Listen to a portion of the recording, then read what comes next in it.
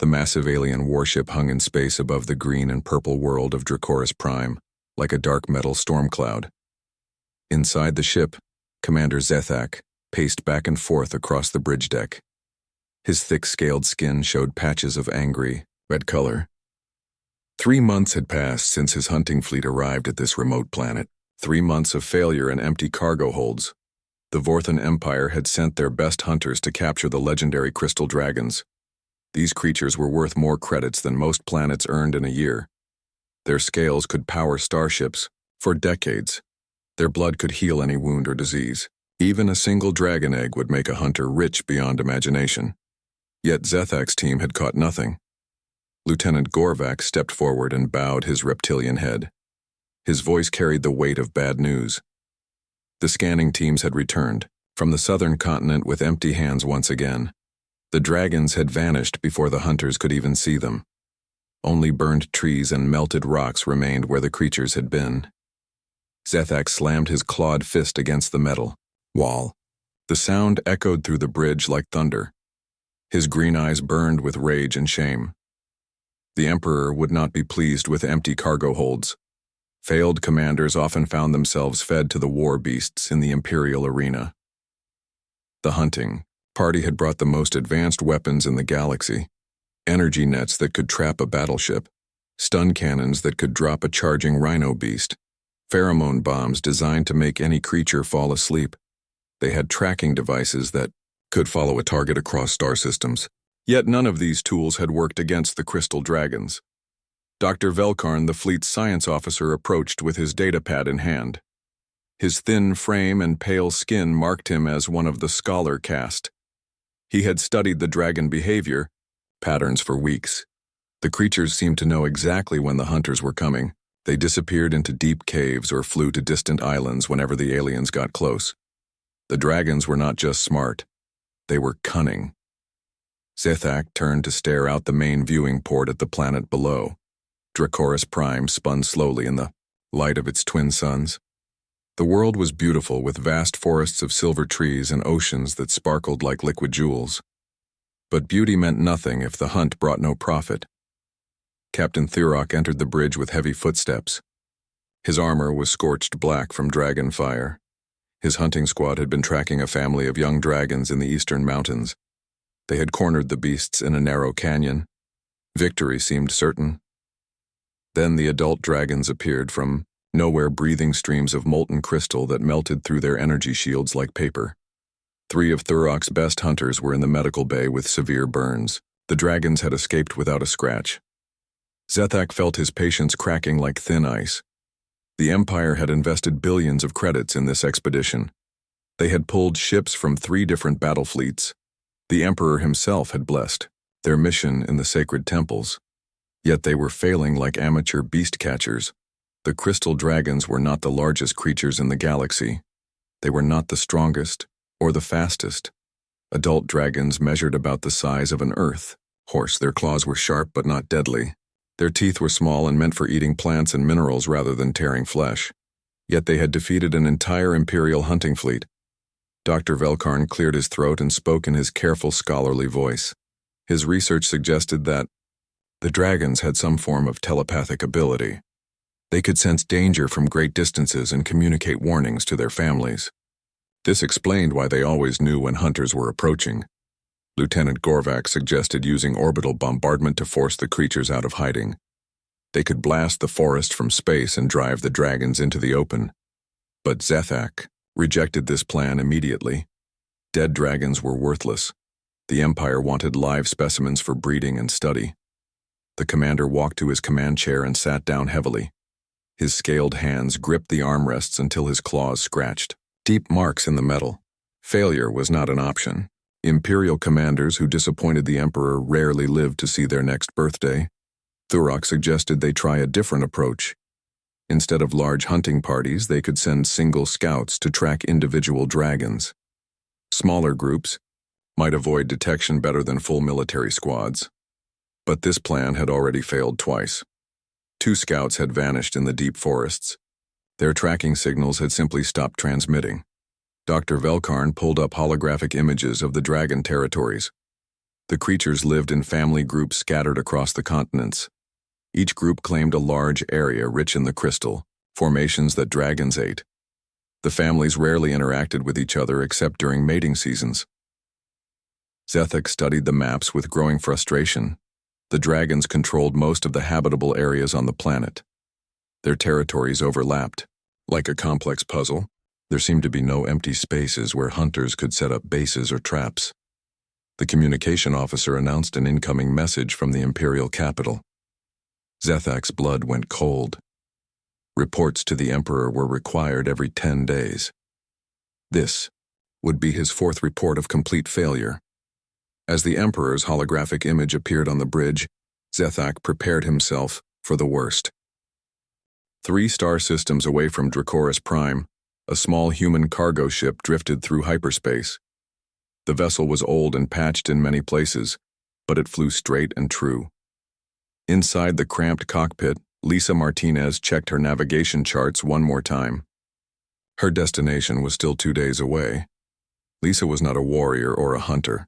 She worked as a botanist for the Human Science Council. Her job was simple but important. She traveled to distant worlds collecting samples of rare plants for medical research. Many life-saving drugs came from alien plant species that grew nowhere else in the galaxy. Her pointed ears and slender build marked her as different from most humans. She was one of the few people born with elven genetic traits. This mutation had appeared after humanity first made contact with other species. Scientists still argued about why it happened. Lisa did not care about the theories. She was proud of her heritage. The mission to Dracoris Prime had come through official channels. The planet was known for its unusual crystal formations and the strange plants that grew around them. Early surveys suggested these plants might have powerful healing properties. The Human Science Council wanted fresh samples for testing. Lisa read the mission briefing files during her journey. Dracoris Prime was listed as uninhabited except for some large flying creatures. The reports mentioned dragons, but dismissed them as simple animals. The files warned about unstable weather patterns and dangerous crystal formations, but said nothing about intelligent life. Her ship dropped out of hyperspace near the twin suns of the Dracoris system. The planet appeared on her screens as a beautiful, blue-green marble wrapped in white clouds. Lisa smiled as she guided her vessel toward the surface. After months of travel through empty space, it felt good to see a living world. The landing site was a flat meadow surrounded by silver trees. Purple grass covered the ground like a soft carpet. Strange flowers bloomed in rainbow colors along the forest edge. Lisa could hear the sound of running water from a nearby stream. The air smelled sweet and clean after the recycled atmosphere of her ship. She set up her base camp quickly. Her equipment was designed for solo research missions. A small dome-shaped shelter provided protection from weather. Solar panels powered her laboratory gear. Food and water supplies would last for several weeks. Everything she needed fit into a few storage containers. Lisa began her botanical survey the next morning. She moved slowly through the forest, taking careful notes and photographs. The plant life was unlike anything she had seen before. Trees with metallic bark grew beside flowers that seemed to glow with inner light. Vines wrapped around crystal formations, creating living sculptures of impossible beauty. Her scanner detected unusual energy readings from the plants near the crystal deposits. The readings suggested these species might produce compounds useful for human medicine. Lisa carefully collected small samples, placing them in preservation containers. She was always careful not to damage the parent plants or disturb the local ecosystem. As she worked, Lisa noticed she was being watched. Small movements in the trees caught her eye. Shadows flitted between the branches too quickly to identify. She felt curious rather than afraid. The watchers seemed cautious but not hostile. On her 3rd day of research, Lisa made first contact. She was kneeling beside a cluster of silver flowers when she heard a soft chirping sound. Looking up, she saw 3 small creatures perched on a branch about 10 feet away. They were beautiful beyond description. Each one was about the size of a house cat with scales that shifted color in the sunlight. Tiny wings kept them balanced. On the thin branch, Lisa froze in place, afraid to scare them away. The creatures had large golden eyes that seemed to sparkle with intelligence. They tilted their heads, studying her with obvious curiosity. One of them made a gentle trilling sound that almost sounded like a question. Moving very slowly, Lisa reached into her backpack and pulled out her lunch. The sandwich was nothing special, but the creatures watched with intense interest as she unwrapped it. She broke off a small piece of bread and tossed it gently toward the base of their tree. The smallest creature glided down to investigate. Its wings made no sound as it landed near the bread. It sniffed carefully before taking a tiny bite. Its eyes widened with surprise and pleasure. The creature made happy chirping sounds as it finished the bread. Soon all three creatures were eating from Lisa's hand. They seemed to enjoy the simple human food more than anything they had ever tasted. Lisa laughed with delight as the smallest one climbed onto her shoulder and nuzzled against her neck. Its scales felt warm and smooth like polished stone. She named them Ruby, Sapphire, and Pearl after the colors that danced across their scales. They followed her as she continued her research that day. Ruby perched on her backpack while Sapphire and Pearl flew circles around her head. They seemed fascinated by her work and tried to help by bringing her interesting leaves and stones. That evening, the three creatures shared Lisa's campfire. They curled up around her like loyal pets as she prepared her samples for storage. Ruby settled against her side, purring like a contented cat. Sapphire wrapped herself around Lisa's arm like a living bracelet. Pearl made a nest in her lap, using grass and flower petals. Lisa had no idea that these gentle creatures were the same dragons that had terrorized an entire alien hunting fleet. She saw them as friends, not as valuable prizes. That simple difference would change everything. Days passed like pleasant dreams on Dracoris Prime. Lisa fell into a comfortable routine of research and discovery. Each morning she woke to find Ruby, Sapphire, and Pearl waiting outside her shelter. The three young dragons had grown noticeably, larger since their first meeting.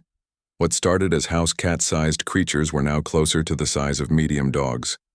Lisa shared her breakfast with them every day. She discovered they especially loved sweet foods like fruit and honey bars from her supply kit. In return, the dragons brought her gifts.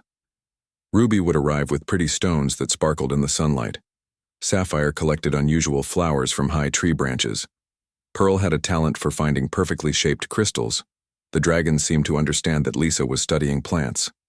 They began guiding her to interesting species she might have missed. Sapphire would fly ahead and circle above patches of rare flowers. Ruby would nudge Lisa toward hidden groves filled with medicinal herbs.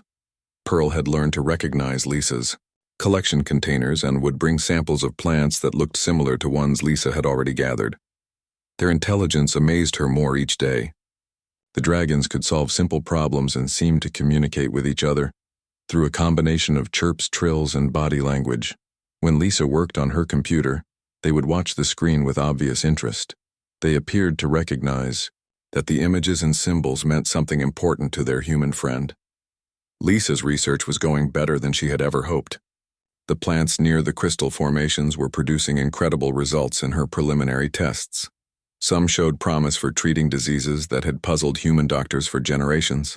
Others seemed to boost the immune system or speed healing from injuries. The Human Science Council would be thrilled with these discoveries, but Lisa found herself thinking less about her work and more about her new companions. Ruby had developed a habit of sleeping curled against Lisa's back at night. Her warm scales provided perfect comfort during the cool evenings. Sapphire liked to perch on Lisa's shoulder while she worked, acting as both companion and lookout.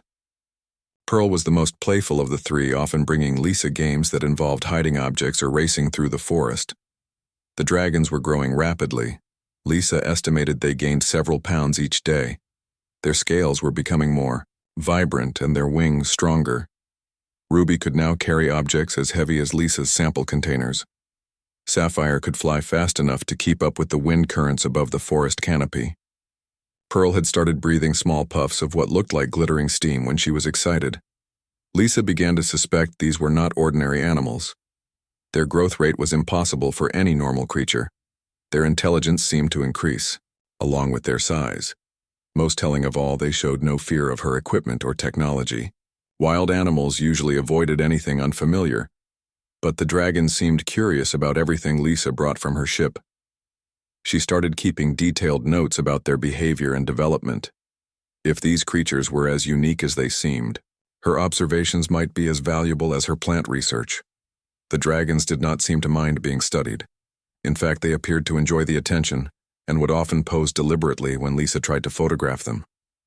One morning, Lisa woke to find the dragons acting strangely. All three were alert and nervous, their scales flickering between warning colors of deep red and bright orange. They kept looking toward the sky and making low growling sounds she had never heard before. Ruby spread her wings, which were now large, enough to cast significant shadows, and positioned herself between Lisa and the forest edge. Lisa checked her equipment for any signs of approaching weather. The atmospheric readings showed clear skies with no storms in the forecast, but the dragons obviously sensed some kind of danger. Their body language reminded Lisa of guard dogs who had detected intruders. Sapphire took flight and circled high above the campsite. Her keen eyes could spot movement from miles away. She returned quickly with urgent chirping sounds that clearly meant trouble was coming. Pearl began gathering Lisa's most important research samples, as if preparing for evacuation. Lisa trusted her companions completely by now. If they sensed danger, she would listen to their warnings. She began packing her essential equipment while the dragons maintained their watch. Ruby stayed close to Lisa, ready to protect her if necessary. Her size had increased dramatically overnight, and she now stood almost as tall as Lisa's waist. The sound of engines echoed across the forest. Lisa looked up to see several aircraft approaching from the north. They were not human designs. The ships had a predatory look with swept-back wings and weapon pods mounted on their sides. Military vessels of some kind. The dragons reacted with immediate hostility. Their scales shifted to brilliant warning colors, and they made threatening sounds that seemed to shake the ground. Ruby's roar was particularly impressive now, deep and powerful enough to rattle the crystal formations. These were no longer the small, gentle creatures Lisa had first met. They had become formidable guardians. The alien ships circled the area but did not land immediately. Lisa could see figures moving behind the cockpit windows, studying the scene below. The dragons had arranged themselves in a protective formation around her campsite. Any approach would have to go through them first. Lisa felt a mixture of fear and amazement. Fear because she realized she had stumbled into some kind of territorial conflict. Amazement because her three gentle friends had revealed themselves as powerful protectors. The transformation was startling, but somehow not surprising. She had always sensed there was more to Ruby, Sapphire, and Pearl than met the eye. The dragons looked at Lisa with expressions that seemed almost human.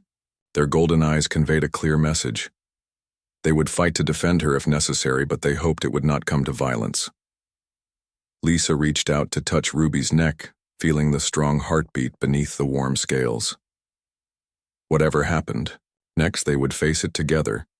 The alien ships began their descent toward the meadow where Lisa had first landed her own vessel weeks ago. The alien landing party emerged from their ships like a military strike force. Lisa counted 12 figures in battle armor carrying weapons that hummed with energy. Their reptilian features and scaled skin marked them as Vorthans, one of the more aggressive species in the galactic community. She had heard stories about their hunting expeditions, and none of them were pleasant. Commander Zethak led the group with confident strides across the purple grass. His armor was decorated with rank insignia and battle honors. Behind him came soldiers carrying nets, stun weapons, and capture devices. They moved with the practiced efficiency of experienced hunters who expected easy victory. The commander stopped, about 50 feet from Lisa's campsite. His green eyes widened in surprise as he took in the scene before him. 3 magnificent crystal dragons stood protectively around a lone human woman. The creatures were fully grown now, each one larger than a warhorse with scales that blazed like liquid fire in the sunlight. Lisa stepped forward with Ruby at her side. The great dragon's presence gave her courage she had never known she possessed. Sapphire and Pearl flanked them, creating an impressive display of draconic power. Their wings spread wide, casting shadows that seemed to darken the entire meadow. Zethak raised his scanner and confirmed what his eyes were telling him. These were definitely crystal dragons, the creatures his fleet had been hunting for months without success. Yet here, they stood calmly beside a human as if they were domestic pets. It seemed impossible. The commander activated his translator device and addressed Lisa in accented but clear human standard. He identified himself as the leader of an imperial hunting expedition. The dragons were valuable creatures that belonged to the Vorthan Empire by right of first discovery. He demanded that Lisa surrender them immediately. Lisa felt anger rise in her chest like molten metal. These were not objects to be owned or traded. Ruby, Sapphire, and Pearl were intelligent beings with their own thoughts and feelings. They had chosen to stay with her out of friendship and trust. No one had the right to capture them against their will. She told Zethak that the dragons were her research partners and under the protection of human territorial law. Dracoris Prime was now claimed as a protected scientific preserve. Any attempt to harm the indigenous life forms would be considered an act of war against humanity. The commander laughed harshly. One human woman and 3 animals could not stand against an imperial battle fleet. He had weapons that could stun the dragons without permanent harm. His capture nets were strong enough to hold a battleship. Resistance was futile and would only result in unnecessary pain for everyone involved. Ruby stepped forward until she was nose to nose with the alien commander. Her massive head came down to his eye level and she stared directly into his green eyes. The dragon's gaze was calm but absolutely fearless. She made a sound deep in her throat that was part growl and part challenge. Zethak reached for his stun weapon but hesitated. The dragon was close enough to bite his head off before he could fire. More importantly, she showed no signs of fear or aggression. Her posture was protective rather than threatening. She would fight if necessary but preferred a peaceful solution. Lieutenant Gorvak whispered urgently to his commander. The dragons were different from their previous targets. All the other crystal dragons had fled when faced with superior force. These 3 showed no intention of running. They were prepared to fight and die defending their human companion. Dr. Velkarn approached with his scanners active. His readings showed massive energy buildup in all 3 dragons. Their internal temperatures were rising to levels that could melt steel. If they decided to attack, the hunting party would be incinerated in seconds. The aliens had expected to face frightened animals, not determined warriors. Sapphire rose into the air above the confrontation. Her wings beat slowly as she maintained position like a living aircraft.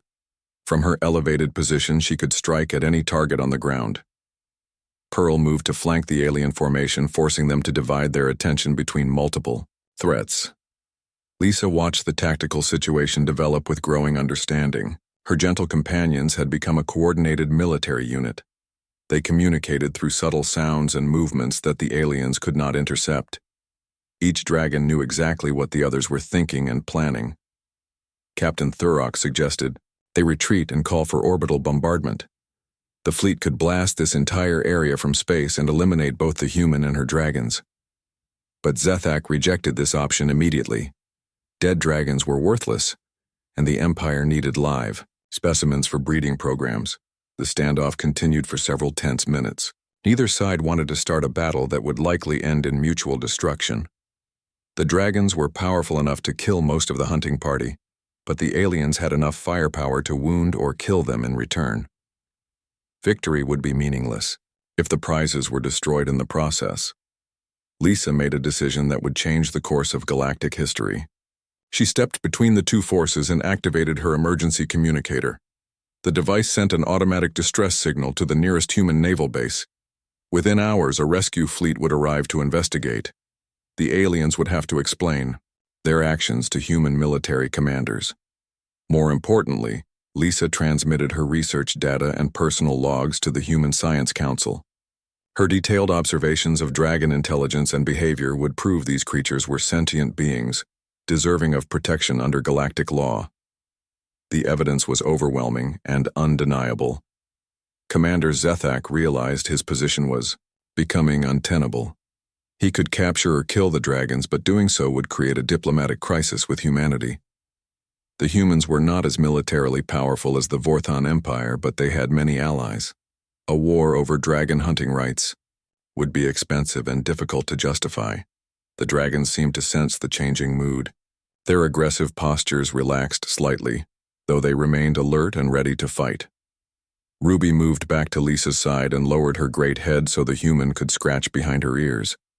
The gesture was casual and affectionate, showing the depth of their bond. Zethak made his choice. He ordered his troops to lower their weapons and return to their ships. The hunt was over. The Vorthan ships disappeared into the cloudy sky like metal birds fleeing from a storm. Lisa watched them go with mixed feelings of relief and sadness. Relief that the confrontation had ended without violence. Sadness that first contact between humans and dragons had been tainted by the threat of capture and exploitation. Ruby nuzzled against Lisa's shoulder with gentle affection. The great dragon seemed to understand that the immediate danger was over.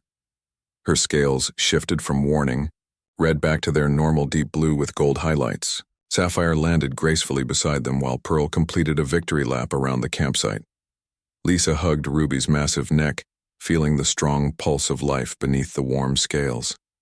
These magnificent creatures had risked their lives to protect her. They had faced down an entire alien hunting fleet without showing a moment of fear. Their courage and loyalty moved her to tears. The dragons had grown far beyond their original kitten-sized forms. Ruby now stood taller than a horse with wings that could span 30 feet when fully extended. Sapphire was slightly smaller but faster and more agile in flight. Pearl remained the smallest of the three, but her scales had developed an almost mirror-like quality that reflected light in beautiful patterns. Over the following days, Lisa worked to establish formal protection for Dracoris Prime and its dragon population. Her emergency signal had reached the human colonial fleet as planned. 3 warships arrived within a week, carrying diplomats, scientists, and military advisors. The humans were amazed to find their botanist living peacefully among creatures that had defeated the best alien hunters in the galaxy. Dr. Amanda Clark led the human scientific team. She was a xenobiologist specializing in first contact protocols with intelligent species. Her initial interviews with Lisa provided crucial evidence about dragon intelligence and social behavior. The recordings would become the foundation for legal protection of the entire dragon species. Lisa demonstrated the dragon's problem-solving abilities and communication skills for the human observers. Ruby could understand complex instructions and carry them out with precision. Sapphire showed artistic talent by arranging crystals and flowers in pleasing patterns. Pearl had learned to recognize human writing and could identify different letters and numbers. The evidence was overwhelming. Crystal dragons were not animals, but people in their own right. They deserved the same protections granted to any intelligent species under galactic law. The Human Science Council formally petitioned for recognition of dragon citizenship rights. Captain Monica Stevens commanded the human fleet that had responded to Lisa's distress call. She was a career military officer with extensive experience in interspecies diplomacy. Her first priority was preventing future hunting expeditions while legal protections were established. Stevens deployed sensor satellites around Dracoris Prime to monitor all approaching ships. Any vessel that entered the system would be challenged and inspected. Legitimate scientific missions would be welcomed, but hunters and poachers would be turned away or arrested. The planet was now under human protection. Lisa found herself appointed as the first human ambassador to the dragon communities. It was not a role she had expected or trained for, but the dragons had chosen her as their representative. Ruby, Sapphire, and Pearl served as living proof that peaceful cooperation between species was possible. The 3 dragons who had started as curious forest creatures became bridges between their people and the wider galaxy. They learned to speak basic human languages and served as translators for other dragons who wanted to communicate with the human researchers.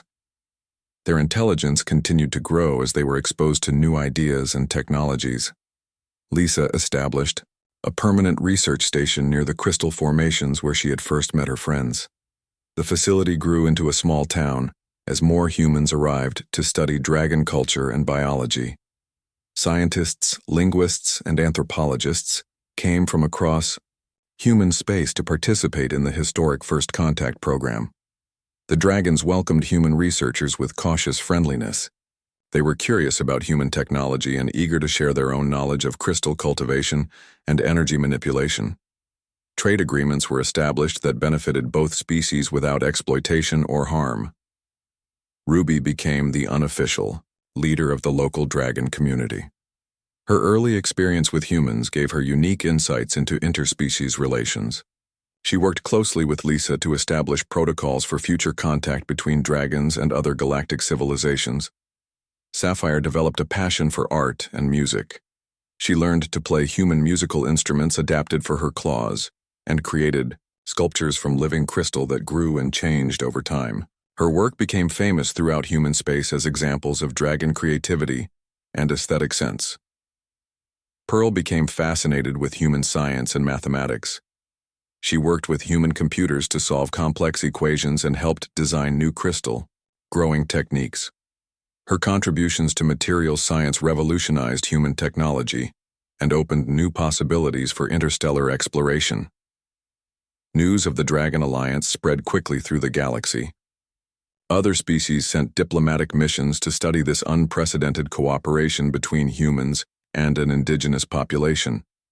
The Vorthon Empire was forced to abandon their hunting expeditions and recognize dragon sovereignty. Lisa often reflected on the simple choices that had changed everything. She had offered food to 3 small creatures out of basic kindness. That gesture of friendship had prevented a war and created a new model for peaceful first contact. The dragons had taught her that the greatest victories came not from conquest, but from connection. Years later, when Lisa had become a respected ambassador, and the dragons had taken their place as full members of the galactic community, she still remembered those first magical days on Dracoris Prime. Ruby, Sapphire, and Pearl remained her closest friends and trusted advisors. Together, they had proven that different species could live and work together as equals. The failed alien hunt had become humanity's greatest diplomatic triumph. Sometimes the most powerful weapon was simply treating others with respect and kindness.